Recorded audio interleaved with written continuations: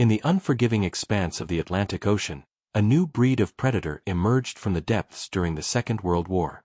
They were not surface warships or aerial hunters. They were the submarines of the German Kriegsmarine, the U-boats. These sleek, deadly vessels, and the men who crewed them, saw themselves as a class apart, the silent hunters of the abyss. For a period, they held a terrifying dominance, a time they would forever remember as Die Glückliche Zeit, or the happy time. This era of unparalleled success was built upon a brutal, yet brilliant, strategy conceived by Admiral Karl Dönitz, the architect and high priest of Germany's submarine warfare. Dönitz, a true believer in the power of the U-boat, understood that Great Britain, an island nation, was utterly dependent on a constant flow of imports for its very survival. His vision was simple: the tonnage war. Sink enough Allied merchant ships, faster than they could be built, and Britain would be starved into submission. Its factories would grind to a halt, its war effort would collapse, and ultimate victory for Germany would be assured. The weapon for this war was the U-boat, primarily the workhorse Type 7. Though not a true submarine in the modern sense, it spent more time on the surface than submerged, diving only to attack or escape. In the hands of its skilled crews, it was the most effective commerce raider the world had ever seen. These U-boat crews were volunteers, drawn by the promise of adventure, professional pride, and the allure of swift, glorious victories against the British Empire. They became the rock stars of the Third Reich, their exploits celebrated on radio and in magazines. When a commander returned to port, his boat adorned with flags marking his kills, he was hailed as a national hero. This adulation, combined with their incredible success, fostered a culture of supreme confidence and, at times, a professional arrogance. They were the gray wolves of the Atlantic, masters of the deep, and in the early years of the war, they believed, with good reason, that they were invincible. Their confidence was amplified by the vastness of the Atlantic itself. The sheer scale of the ocean provided an unparalleled cloak of invisibility. A U-boat, with its low profile on the surface, could disappear into the endless gray swells, vanish into a storm, or simply melt into the darkness of the night. This natural stealth, combined with the often primitive anti-submarine capabilities of the early Allied navies, allowed them to operate with brazen impunity. They could shadow convoys, transmit vital contact reports back to headquarters, and gather their deadly wolf packs, all under the cover of what they believed was impenetrable secrecy. The ocean was their hunting ground, their sanctuary, a place where they could operate unseen and unchallenged. However, even in this era of U-boat ascendancy, there lurked a specific, massive stretch of ocean that would become synonymous with both their greatest successes and, ultimately, their downfall. This was an area beyond the reach of any Allied land-based aircraft, a vast, terrifying void in the defensive screen.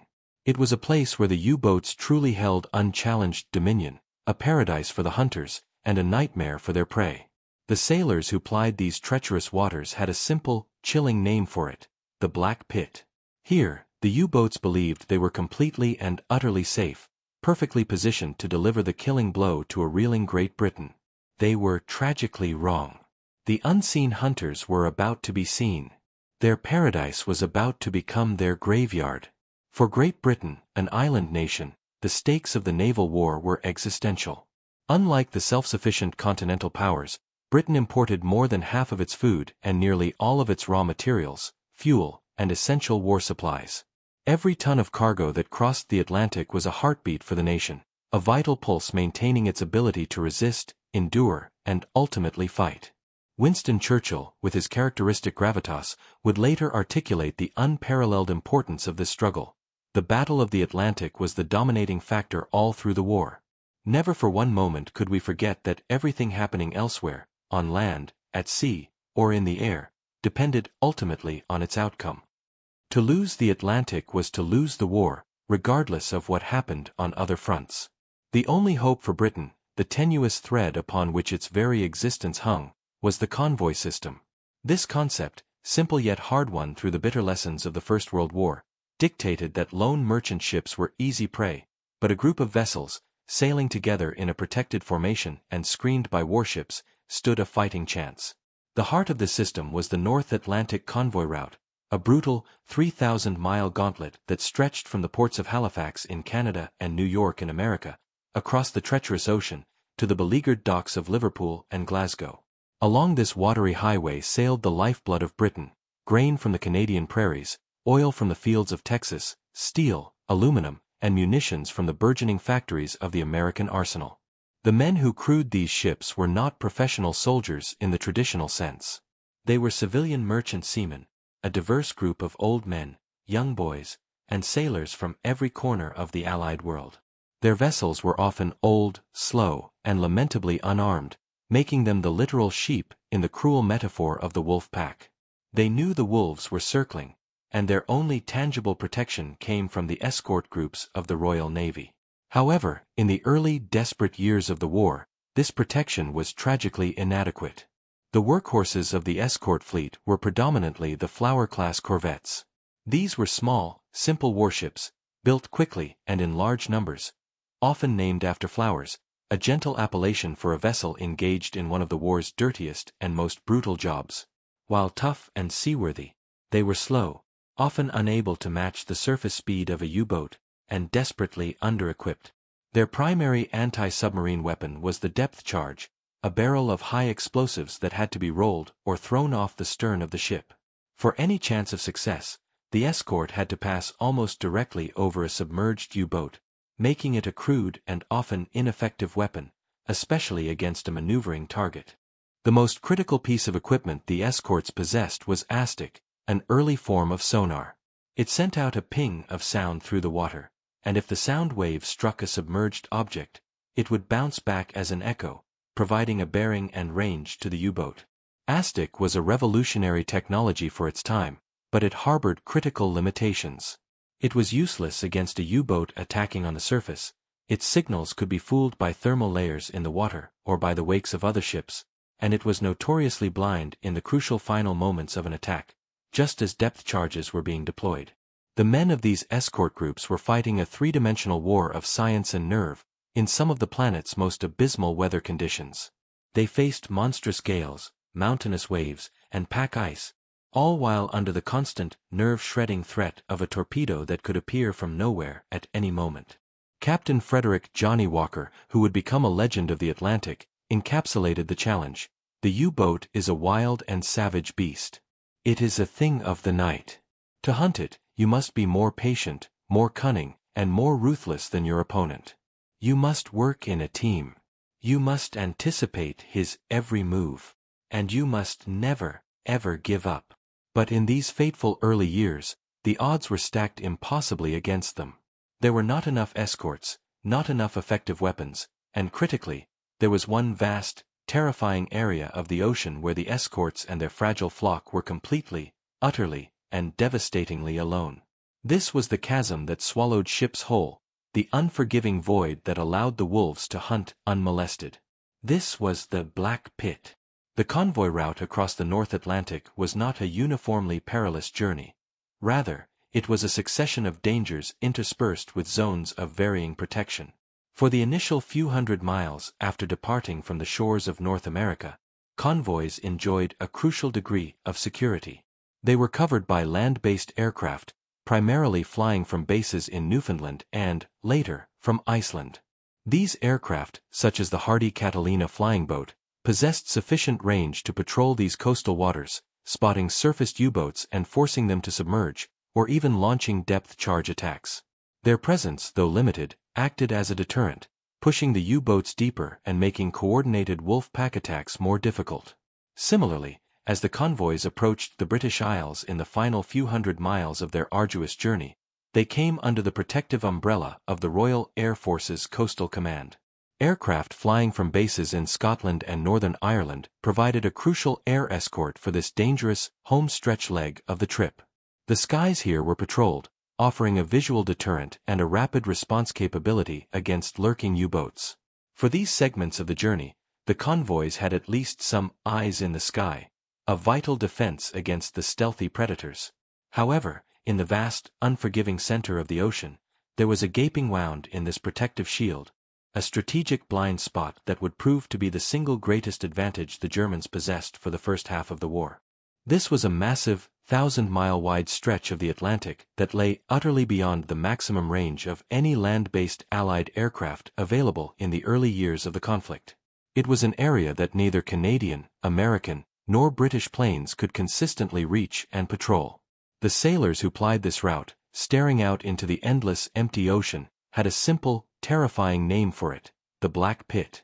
This chasm of vulnerability was officially known as the Mid-Atlantic Gap. It was not a physical chasm, but a technological and logistical one, defined by the limited endurance and range of existing Allied aircraft.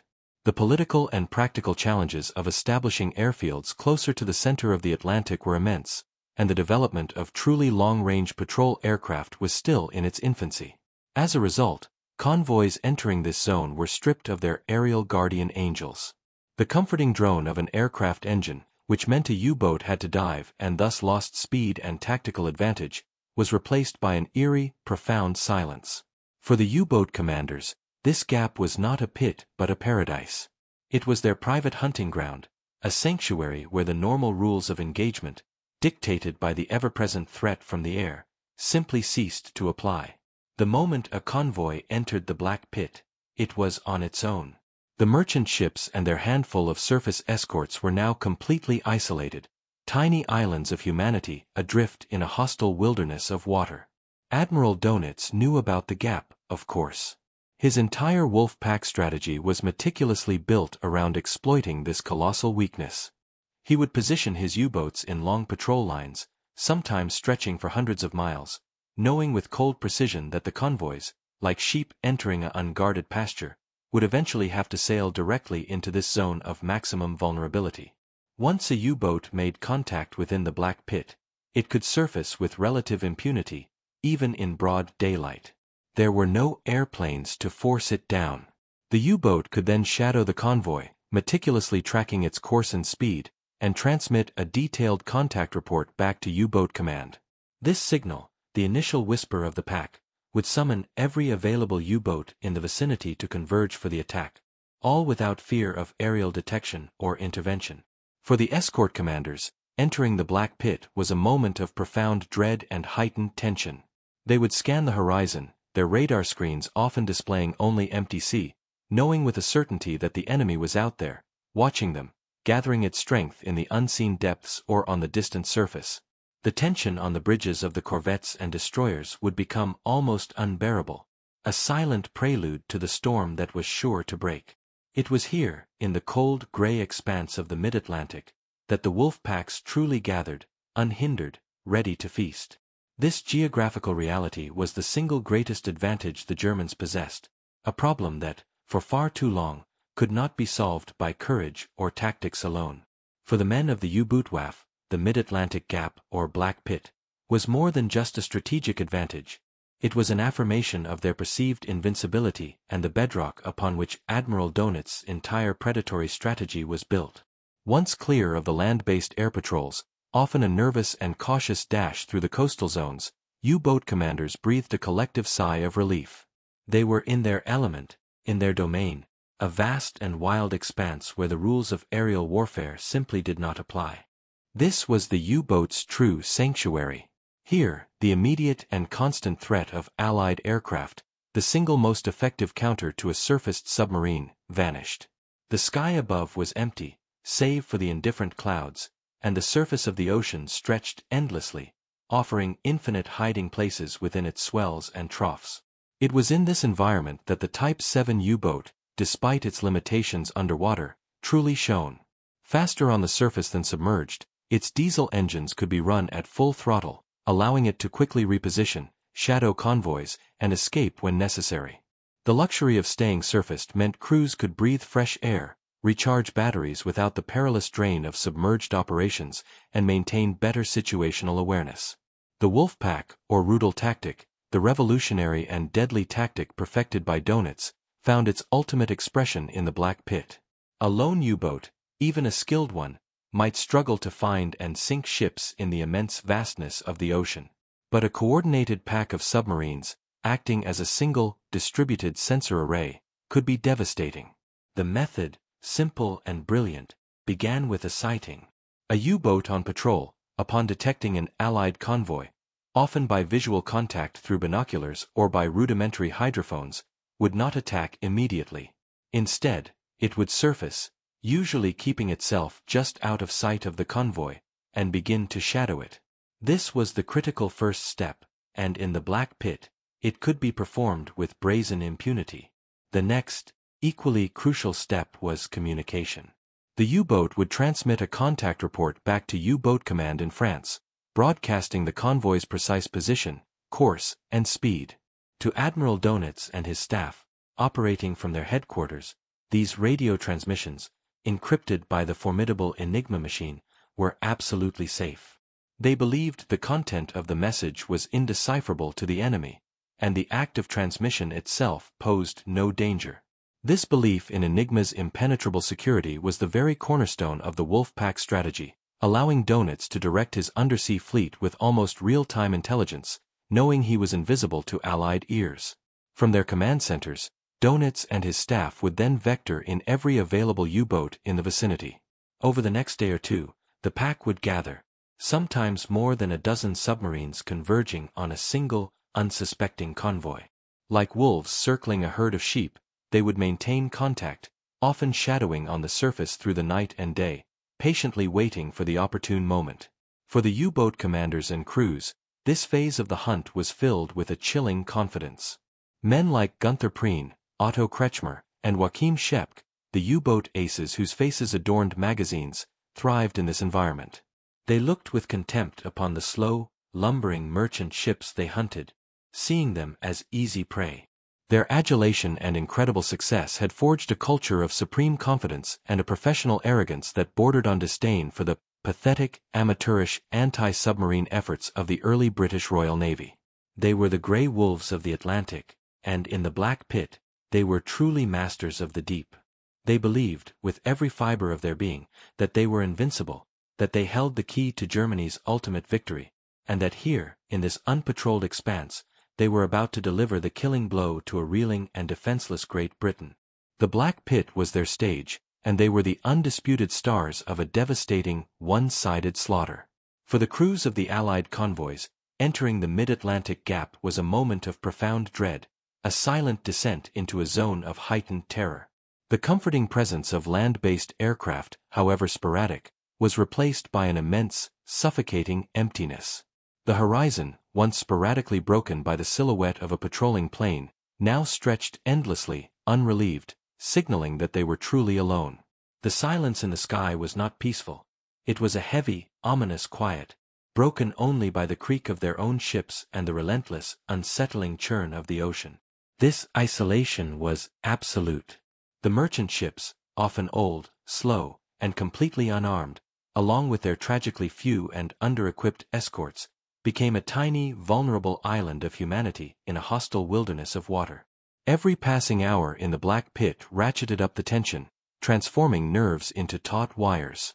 Lookouts strained their eyes against the vastness, knowing that the enemy was out there, watching them, gathering its strength. The U-boat commander, observing from the surface, was an almost invisible speck, his conning tower barely breaking the waves, an omnipresent but unseen threat. And then, when the pack was assembled, the attacks would begin. Almost invariably, they came at night. The darkness of the mid-Atlantic was absolute, a perfect cloak for the surface attacks of the wolf packs. The U-boats, leveraging their superior surface speed, would race ahead of the convoy in the blackness, then turn and attack from inside the convoy's own columns. This audacious tactic was a nightmare for the handful of British escorts. Their early ASTIC equipment, the underwater sonar device, was designed to detect submerged submarines. It was completely useless against a U-boat attacking on the surface. In the pre-radar darkness, the low profile of the U-boat's conning tower was almost impossible to spot, even at close range. Suddenly, without warning, the hellish scene would erupt. A torpedo would slam into the side of a merchant ship, often without any prior detection. A massive explosion would rip through the night, lighting up the sky with a terrifying, fleeting glare of fire and debris. Then another, and another. The escorts, desperate and often overwhelmed, would race towards the site of the attack, firing star shells into the darkness, desperately searching for an enemy they could not see. But the U-boats, having fired their lethal payload, would already be gone, slipping away into the darkness to reload their torpedo tubes and prepare for the next strike. It was a terrifying game of hide-and-seek, with death as the prize. For the civilian sailors of the Allied merchant ships, it was a reign of terror. They were not soldiers trained for combat. They were armed with little more than their own courage and the hope of survival. A torpedo strike on a tanker carrying aviation fuel was an instant death sentence, an inferno from which there was no escape, the entire vessel consumed in a cataclysmic blast. A hit on a munitions ship would cause the vessel to simply vaporize, leaving nothing but a vast, angry ripple on the water. Even a successful sinking, where the crew managed to abandon ship, often meant a slow, agonizing death from hypothermia in the frigid, unforgiving waters of the North Atlantic, with rescue often hours or even days away, if it came at all. During this first, happy time, especially within the sanctuary of the Black Pit, the German U-boat aces achieved a level of success that was almost unbelievable. Gunther Prien, in a single patrol, sank over 58,000 tons of shipping. Otto Kretschmer, the tonnage king, sank 3 British armed merchant cruisers in a matter of minutes. The numbers were horrifying. Almost 1,500 Allied ships were sunk in this period, and millions of tons of vital food, fuel, and war materials were sent to the bottom of the ocean. Britain was being bled white, inching closer to starvation and economic collapse with every sunk ship. The Battle of the Atlantic, fought predominantly in these brutal, bloody convoy battles, was not a single, continuous engagement. It was a series of terrifying, localized encounters, and the vast majority of them were fought and decided here, in the unprotected wilderness of the mid-Atlantic Gap. This strategic blind spot was not just a minor inconvenience, it was a gaping wound in the Allied defenses, an open invitation for destruction that the Germans exploited with devastating efficiency. As long as it existed, the U-boats would continue to feast. As long as the Black Pit remained, the Battle of the Atlantic, and the very survival of Great Britain, would hang by the most fragile of threads. The Allies were fighting a war of attrition, but they were fighting it on a battlefield where, for 1,000 miles, the enemy was the undisputed master. The catastrophic losses inflicted by the U-boats in the mid-Atlantic Gap were not merely statistics. They represented a slow, agonizing strangulation of Great Britain and a severe impediment to any future Allied offensive. The British Admiralty, acutely aware of the existential threat, was in a constant state of frantic activity. They understood that the problem of the Black Pit was fundamentally a strategic and technological one, and it could not be solved by sheer courage or existing tactics alone. Pleading with the Americans for more long-range aircraft became a constant refrain, yet the demands of other theaters of war and the nascent state of American industrial mobilization meant that such resources were slow to materialize. Desperate measures were attempted. The British experimented with catapult-launched fighters from the decks of merchant ships, a desperate, almost suicidal, one-way solution for the pilot, as there was no place to land back on the ship. These CAM, catapult aircraft merchant, ships offered fleeting, localized air defense, but they were a stopgap, a testament to the urgency, not a systemic solution. The core issue remained, how to extend a consistent, protective umbrella over the vast, empty expanse of the mid-Atlantic. The Allied leadership knew that bridging this gap required a monumental leap in capability, a synergy of different scientific and engineering disciplines. It wasn't enough to simply have planes that could fly further. Those planes also needed eyes to see in the dark and ears to hear the silent hunters. The battle against the U-boats was not just being fought with depth charges and cannons in the icy waters of the Atlantic. It was also being fought in laboratories, workshops, and quiet country estates. This was the realm of the boffins, a British slang term for scientists and engineers engaged in secret war work. These brilliant, often eccentric minds were tasked with turning theoretical physics into war-winning hardware. The challenge was immense. How to detect a low-profile submarine, often operating on the surface, amidst the clutter of waves and the absolute darkness of a North Atlantic night. How to communicate and coordinate effectively when the enemy believed their own transmissions were utterly secure. The answers would not come from a single wonder weapon, but from a series of interconnected breakthroughs, each building upon the last. The key was integration, intelligence, detection, and destruction. If they could gain intelligence on U-boat movements, they could evade attacks. If they could detect U-boats that intelligence missed, they could attack them. And if they could attack them more effectively, the balance of power would shift. The development of these counter-technologies was a frantic, high-stakes race against time. Every day lost meant more ships sunk, more lives lost, and Britain drawing closer to its breaking point.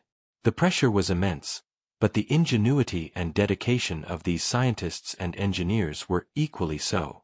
They toiled in secrecy, often under austere conditions, knowing that their work was quite literally holding the lifeline of their nation. What was needed was a way to overcome the U-boat's inherent stealth. They needed to find a way to make the invisible visible, to pierce the cloak of darkness and distance that had, until now, been the U-boat's greatest ally. The foundations for these revolutionary tools were already being laid. Unbeknownst to Admiral Dönitz, whose confidence in his methods remained absolute, the Allied boffins were on the verge of unleashing a series of new, equally secret weapons.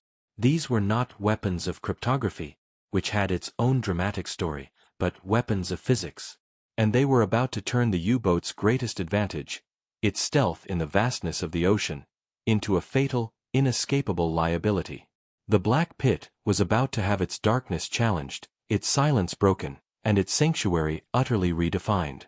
As the desperate struggle in the Atlantic intensified, and the terrifying reality of the Black Pit continued to exact its toll, the call for truly long-range air cover became a deafening roar.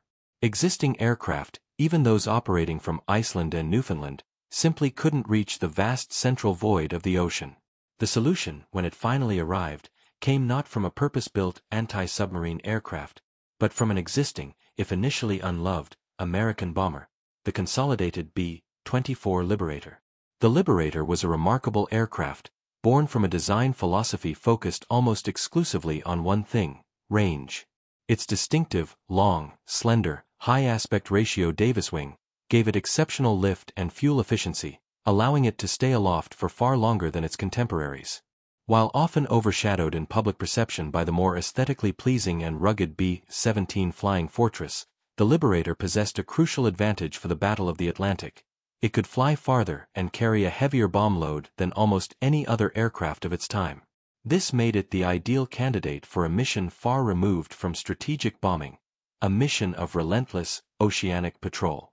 Recognizing its potential, a handful of these Liberators were diverted from the strategic bombing campaign and specially modified for a new, and even more critical mission: very long-range, VLR, anti-submarine warfare. These were not standard bombers. They were meticulously re-engineered aerial hunters. To maximize their endurance and allow them to penetrate deep into the mid-Atlantic gap, every non-essential piece of equipment was ruthlessly stripped out. Armor plating, which added considerable weight, was removed. Even some of their defensive machine guns, normally crucial for a bomber, were sacrificed to lighten the load. The goal was simple: fly further, stay longer. The Liberator's bomb bays, typically reserved for high-explosive ordnance, were instead crammed with additional fuel tanks, vastly extending their operational radius. This meant they could finally reach the very heart of the Black Pit, providing air cover where none had existed before. To enhance their stealth against potential U-boat sightings from below, these VLR Liberators were painted a stark, sea-camouflaged white. Against the bright sky or the glare of a cloud base, the white underside made them incredibly difficult to spot, an invisible guardian against the once invisible predator. But simply reaching the mid-Atlantic gap was only half the battle. A long-range aircraft flying blindly over the vast ocean was still little more than a deterrent by presence. To be truly effective, these VLRs needed to locate the U-boats, often hidden by darkness, weather, or the sheer scale of the ocean. This required a suite of deadly new submarine hunting tools, each a marvel of wartime innovation. The VLR Liberator, therefore, became a sophisticated platform, packed with technologies that would fundamentally alter the dynamics of the U-boat war. It was the crucial delivery system for the eyes and blinding lights that would finally pierce the U-boat's sanctuary. In their belly, these modified Liberators carried the new, lightweight ASV Mark III centimetric radar, a revolutionary piece of equipment that would give them the ability to detect a surfaced U-boat from miles away, whether it was night, day, or shrouded in a storm. Slung under their wings were new types of weapons. not just depth charges, but acoustic homing torpedoes, which could actively seek out the faint sound of a submerged U-boat's propellers. And most fearsome of all, they were equipped with a powerful searchlight, code-named the Lee light. This devastating combination of range, detection, and illumination would transform the B-24 Liberator into the ultimate U-boat killer, finally turning the tide in the longest, most continuous campaign of the Second World War. The Black Pit was about to meet its match. While the very long-range Liberators provided the crucial platform to reach the Black Pit, it was the advanced suite of detection technologies they carried that truly transformed the aerial hunting game. The most significant of these was a revolutionary development in radio technology: centimetric radar, specifically the ASV, Air-to-Surface Vessel, Mark III. This wasn't merely an improvement on existing radar, it was a quantum leap that fundamentally altered the U-boat's battlefield. Early radar sets, deployed by both Allied and Axis forces, operated on longer wavelengths. While useful for detecting large formations of aircraft or surface fleets, they were bulky and suffered from a critical limitation for anti-submarine warfare. They lacked the resolution to reliably detect an object as small as a U-boat's conning tower amidst the chaotic clutter of ocean waves. The longer wavelengths would simply bounce off the agitated surface of the sea, creating too much interference to distinguish a small target. The U-boat's low profile, its greatest defensive asset, remained largely invisible to these early detection systems. The breakthrough came from a single, ingenious invention developed by British scientists: the cavity magnetron.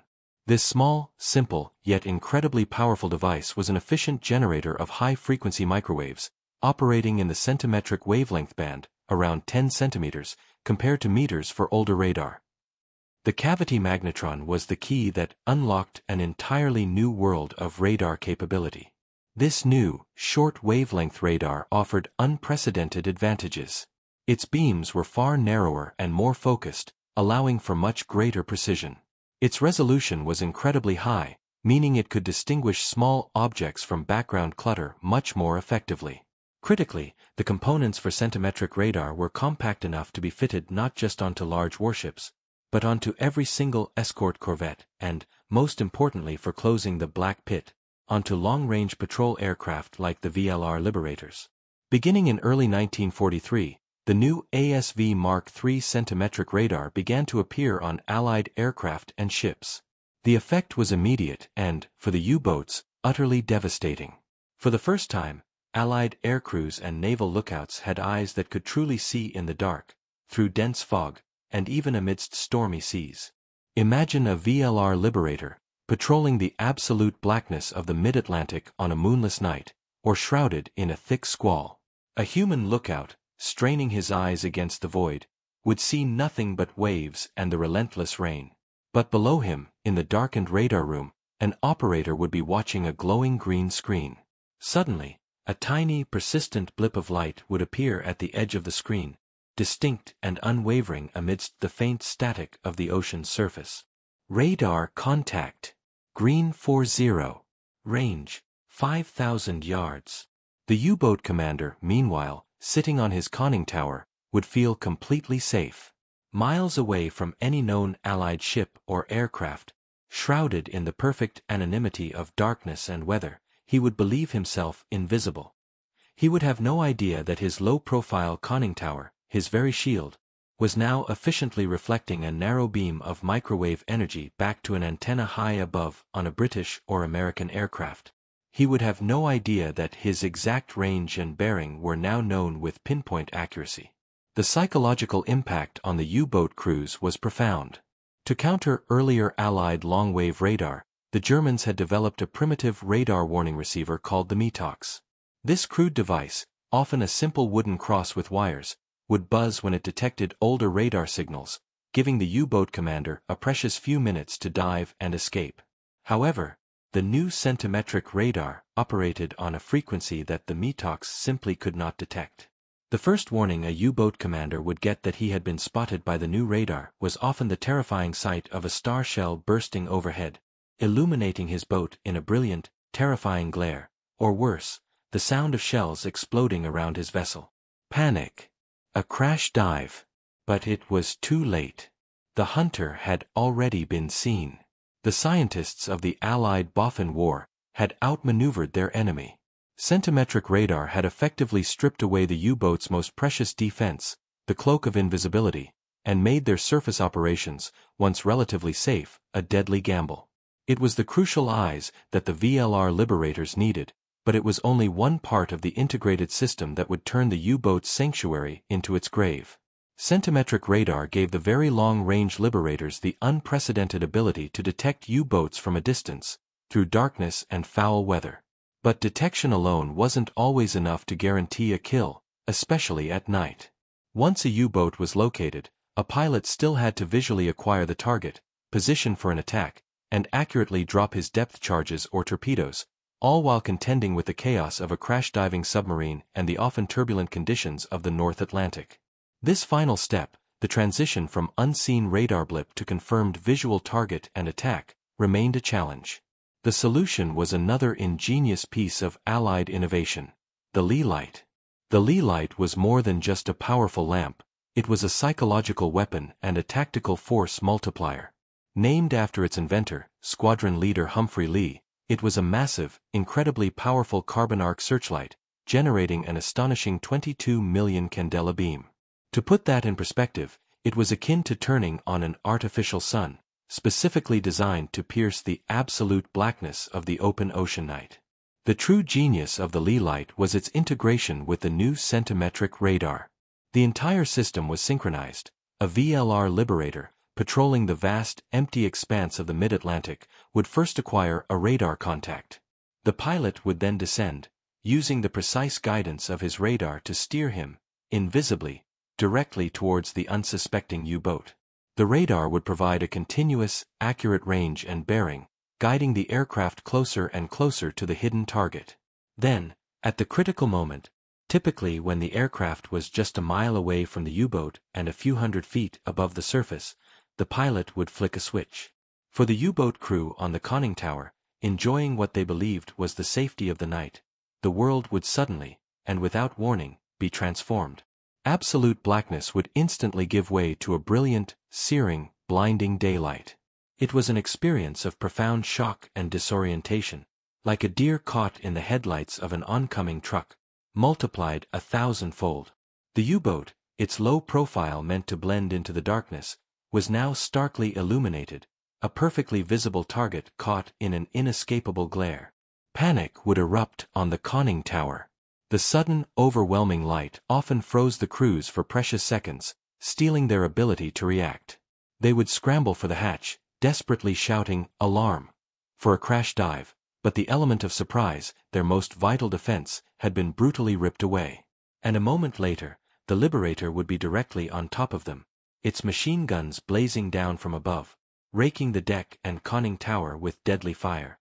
Simultaneously, the depth charges, or later, the homing torpedoes, would be released, dropping into the illuminated water around the now frantically diving submarine. There was simply no defense against this integrated attack. The U-boat commander had no warning from METOX. The darkness, which had been their most trusted ally, had become their betrayer. The sudden, overwhelming light meant there was no time to maneuver, no time to prepare, no time to slip away. The black pit, once their sanctuary of invisibility, had become a brilliantly lit execution chamber. The psychological impact on the U-boat crews was even more devastating than that of radar alone. They were being hunted by an enemy with seemingly supernatural senses. They could no longer trust the darkness. They could no longer trust the bad weather. There was no longer any place to hide on the surface of the ocean. Admiral Dönitz, ever the pragmatist, was baffled. His commanders reported being attacked out of nowhere, from an unseen enemy in conditions where visual contact should have been impossible. Some suspected a new, almost magical, form of Allied detection, never grasping the brilliant synergy of radar and searchlight. The Lee light, in combination with centimetric radar and the extended range of the VLR liberators, was the final, crucial piece of the technological puzzle. It turned theoretical detection into lethal destruction, making the U-boat's surface operations a death sentence. The era of the unseen hunter in the mid-Atlantic gap was decisively over. The sanctuary had been violated, and the hunters were now illuminated, exposed, and vulnerable in their own abyss. By the spring of 1943, the combination of technological breakthroughs and strategic deployment had finally converged to achieve what had seemed impossible for the first 3.5 years of the war: the complete and decisive elimination of the mid-Atlantic gap, the infamous Black Pit.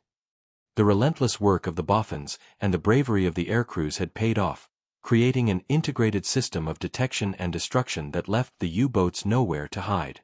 The arrival of the Very Long-Range (VLR) Liberators, packed with their potent arsenal of detection and engagement tools, fundamentally redrew the map of the Atlantic. Flying from strategically located bases in Newfoundland, Iceland, and Northern Ireland, these superplanes could now reach the very heart of the ocean. Their extended range meant that the air cover, once a sporadic and fragmented presence, became a continuous, overlapping blanket stretching across the entire width of the Atlantic. There was no longer a 1,000-mile-wide strategic blind spot. There was no more Black Pit. The U-boat commanders, who had once owned the surface of the ocean in this vast central zone, were suddenly confronted with a terrifying new reality. Their sanctuary had been violated. Every square mile of the North Atlantic was now under the potential surveillance of Allied aircraft, 24 hours a day, 7 days a week. The cloak of darkness and distance that had protected them was now irrelevant. The integration of the centimetric radar and the Lee light on these VLR Liberators was devastatingly effective. A U-boat, confidently running on the surface at night to recharge its batteries or close in on a convoy, might suddenly find itself detected by radar miles away. The unseen aircraft would then silently close the distance, guided by the radar's precise blips on a green screen. Just as the U-boat crew felt most secure, believing themselves cloaked by the night, the world would explode in a blinding flash of the Lee light. From absolute blackness to searing daylight in an instant, followed almost immediately by machine gun fire and the explosions of depth charges or the splash of acoustic homing torpedoes. There was no warning, no time to react, no escape. This new reality forced an immediate and drastic change in U-boat tactics. The surface, once their preferred mode of operation for speed, maneuverability, and communication, became a death trap. U-boat commanders were now forced to spend as much time as possible submerged, even though their batteries were limited, and their underwater speed was a fraction of their surface speed. They had to surface eventually to recharge those batteries and to use their diesel engines to make any significant transit. Every time they came to the surface, they were rolling the dice, risking instant detection and lethal attack.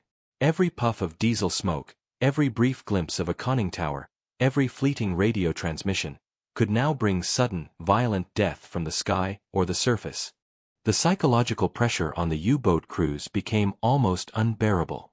Men who had once sailed with the arrogant confidence of apex predators were now gripped by a cold, numbing fear. They were being hunted by a ghost, an enemy who could see in the dark, hear their whispers, and strike from the sky in a place that was supposed to be safe. Reports from returning U-boats spoke of phantom aircraft, of being attacked by an unseen foe, of constant, nerve-shredding vigilance. Morale, once a towering asset of the U-boot-WWII, began to buckle under this relentless, unseen threat.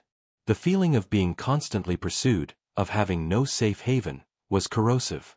Admiral Dönitz, while initially baffled by the sudden and dramatic increase in U-boat losses, eventually had to confront the undeniable evidence. His commanders reported being ambushed repeatedly, unable to understand how they were being found. While he suspected some form of superior Allied detection, he did not grasp the full, integrated genius of centimetric radar coupled with the Lee light. He could not comprehend the systematic elimination of his U-boat's greatest tactical advantage. With the closure of the mid-Atlantic gap, the U-boat's most potent weapon, the Wolfpack's ability to gather and strike unmolested, was severely compromised. Aircraft could now break up Wolfpack formations before they could even converge, forcing individual U-boats to dive and lose contact, scattering them across the vast ocean. The synergy of VLR aircraft, advanced radar, and the Lee light had fundamentally changed the nature of the hunt. The Black Pit, once the symbol of Allied vulnerability and U-boat dominance, had been transformed into a symbol of Allied ingenuity and the U-boat's fatal liability. The stage was set for a decisive turning point, a final, brutal reckoning in the Battle of the Atlantic. The The spring of 1943 represented the absolute climax of the Battle of the Atlantic. Admiral Dönitz, still largely blind to the full extent of the technological revolution that had been unleashed against his fleet, and emboldened by his U-boats' renewed successes in late 1942 and early 1943, the second happy time in American waters, was convinced that the war's decisive phase was at hand. He gathered the largest concentration of U-boats ever assembled, deploying over 100 submarines to the North Atlantic convoy routes. His orders were uncompromising: wage a total all-out assault, find the convoys, and annihilate them. For a brief, terrifying period in March and April, the wolf pack struck with a terrible fury, sinking over 100 ships in a single 20-day period. It seemed as if the U-boats were once again triumphant, poised to deliver the final, killing blow. But the Allies were ready. The painstaking efforts of the boffins and codebreakers were now fully bearing fruit. The new technologies were not just deployed, they were integrated and widespread across the escort groups and the newly formidable air squadrons. And crucially, in late 1942, after a year of agonizing intellectual struggle, Bletchley Park had finally broken back into the four-rotor Shark cipher. This intermittent, yet priceless, stream of ultra-intelligence gave the Admiralty an unparalleled view into Dönitz's most secret plans, allowing them to anticipate U-boat patrol lines and reroute convoys. The trap was set. And in May of 1943, it was sprung. This month would forever be known in the annals of the U-boat service by a single, chilling name: Schwarzer Mai, Black May. The experience of a single convoy battle during this month, the harrowing fight for convoy ONS-5, tells the story of the entire period. ONS-5 was a slow, westbound convoy of 43 ships, lumbering through the very heart of the mid-Atlantic gap. Dönitz, unaware of the lurking dangers, vectored in a massive wolf pack of over 40 U-boats for the kill, the largest wolf pack ever assembled to date. But the convoy's escort was one of the new, elite support groups, led by the veteran British commander Peter Gretton. His ships were equipped with the latest Huff-Duff sets and the all-seeing centimetric radar. As the wolf pack began to gather, the battle that unfolded was unlike any that had come before. When a U-boat surfaced to transmit a contact report, a call to arms for the pack, its position was instantly fixed by Huff-Duff. An escort would immediately peel off and charge towards that bearing, forcing the U-boat to crash dive, abandon its shadowing, and lose contact. The pack was being harried and broken up before it could even get into position. Then, as a ferocious North Atlantic gale descended, the battle became a technological nightmare for the Germans. The U-boat commanders, struggling on the surface, were blind in the storm and the absolute darkness. But the British escorts on their radar screens could see every single U-boat as a clear, distinct blip of light. They were no longer chasing ghosts, they were vectoring in on precise, known targets, turning their depth charges into effective weapons. And then, the VLR aircraft arrived. Liberators from Iceland, equipped with their radar and lee lights, appeared over the convoy, right in the middle of the supposedly safe Black Pit. U-boat commanders, surfacing to recharge their precious batteries, were suddenly illuminated in blinding light, frozen in the glare, and then bracketed by depth charges. The wolf pack, which had gathered for a slaughter, found itself caught in a perfectly coordinated, three-dimensional ambush. They were being detected by Huff-Duff, seen by radar, and attacked relentlessly from both the sea and the air. In the brutal, running battle for convoy ONS-5, the Allies lost 12 merchant ships, still a heavy price, but a fraction of what would have been lost just months prior. But the wolf pack paid an even heavier toll. 7 U-boats were sunk, and another 7 were so badly damaged they were forced to withdraw. A proud and massive German force had been fought to a standstill and decisively defeated. And this was just the beginning. All across the Atlantic, the same scene was being repeated. Convoys that were attacked were now fighting back with a new and lethal efficiency. Hunter-killer groups, freed from escort duty and guided by intelligence, were now actively seeking out and destroying the U-boat patrol lines. The U-boat loss rates, which had been sustainable for years, suddenly exploded. In the first 3 weeks of May, 13 U-boats were sunk. In the 4th week alone, another 13 were destroyed. By the end of the month, a staggering total of 41 U-boats had been sent to the bottom of the Atlantic, the the vast majority with all hands. The core of the German U-boat service, its most experienced commanders and crews, were being systematically annihilated. The aces of the deep were dying in their steel coffins. The slaughter was so sudden, so total, and so incomprehensible to the German high command that they were in a state of shock. The weapon that was supposed to win the war had been rendered almost useless in a matter of weeks. The hunters, who had once ruled the Atlantic with impunity, were now the ones being sent to a watery grave. Black May was not just a defeat, it was an extermination. The news that reached Admiral Dönitz's headquarters in late May of 1943 was not just bad, it was apocalyptic. Day after day, the reports came in, each one a hammer blow to his once unshakable confidence. U-boat after U-boat, many commanded by his most trusted and experienced aces, were failing to report in. They were simply vanishing without a trace.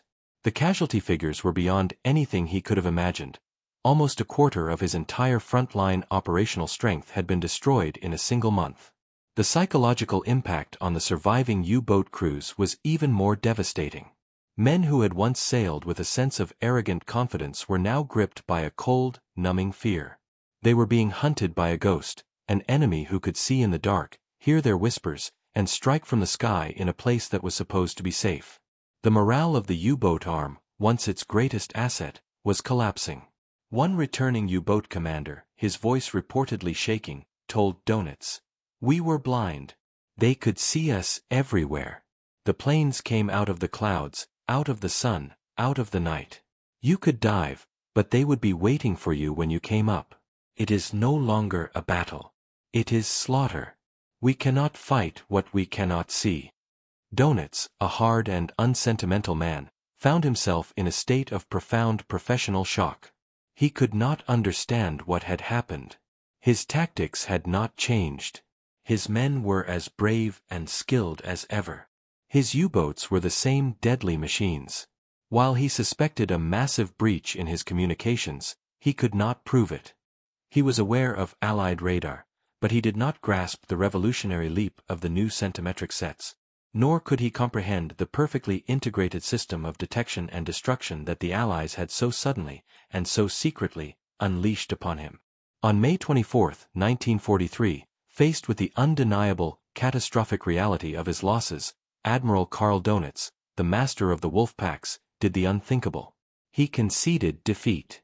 In his personal war diary, a document that reveals almost unbearable tension and despair, he wrote the words that signaled the end of the happy times forever: "Our losses have reached an intolerable level. The enemy has rendered the U-boat ineffective.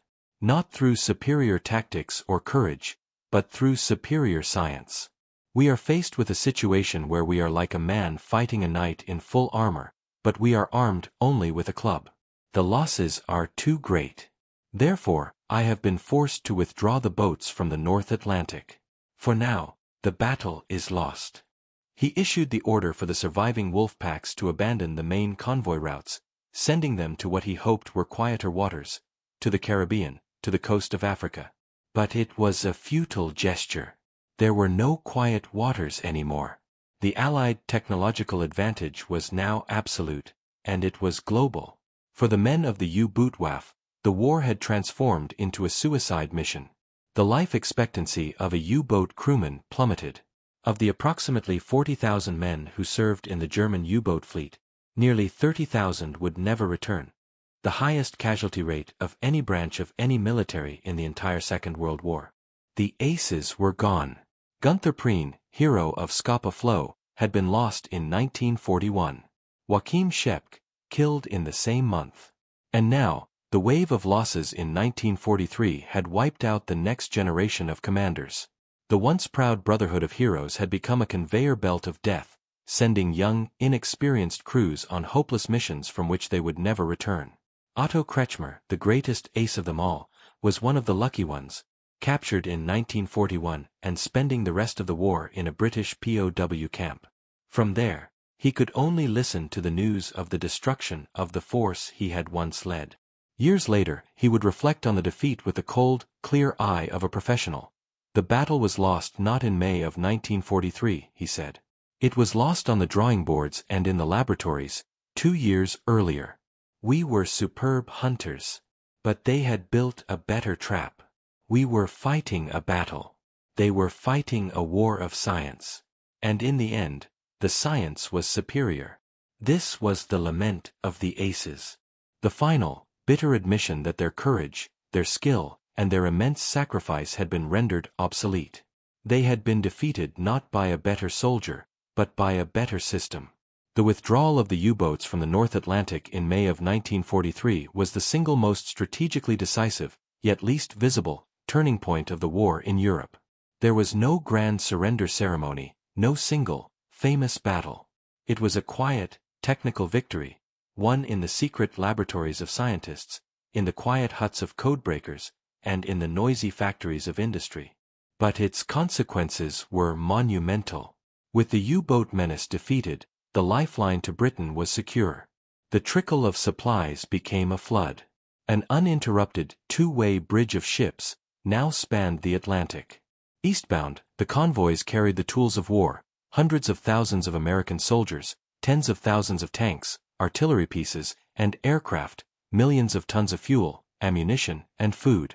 This was the great buildup, the assembly of the most powerful invasion force the world had ever seen, the force that would, 1 year later, land on the beaches of Normandy.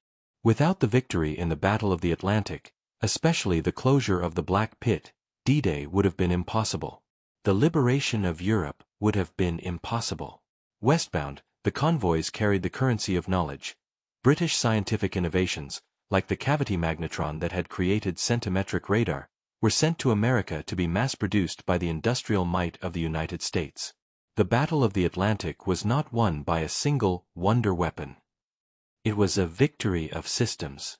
It was the perfect integration of intelligence from Bletchley Park, the science of Huff-Duff and centimetric radar, and the industrial production of thousands of ships and long-range aircraft. The German U-boat aces, for all their skill and courage, were an elite, almost artisanal force of warriors. They were a handful of brilliant swordsmen. But they had been defeated by an assembly line that produced not just weapons, but a complete, and overwhelmingly superior, system of warfare. The lesson was a brutal one. In the 20th century, the romantic age of the individual warrior was over. Victory in a total, global war was not determined by the quality of your aces, but by the efficiency of your scientists, the ingenuity of your codebreakers, and the sheer, relentless output of your factories. The Battle of the Atlantic was the longest, most continuous, and arguably the most important campaign of the entire Second World War. And the men who won it were an unlikely collection of heroes, the civilian merchant seamen who sailed into the jaws of death, trip after trip, the exhausted sailors of the escort groups who fought a three-dimensional battle in the worst weather on Earth, the brilliant, eccentric minds of Bletchley Park, who fought a silent war of intellect, the scientists and engineers who turned theoretical physics into war-winning hardware, and the pilots of the VLR aircraft, who braved the vast, lonely emptiness of the ocean to close the gap and kill the wolves in their lair. Together, they had faced down Germany's most successful weapon. They had endured the happy times. They had survived the darkness of the Black Pit. And in the end, they had achieved a victory so total, and so decisive, that it had guaranteed the ultimate defeat of the Third Reich. The grey wolves had been tamed. The bridge of ships was secure. And the road to victory was now open.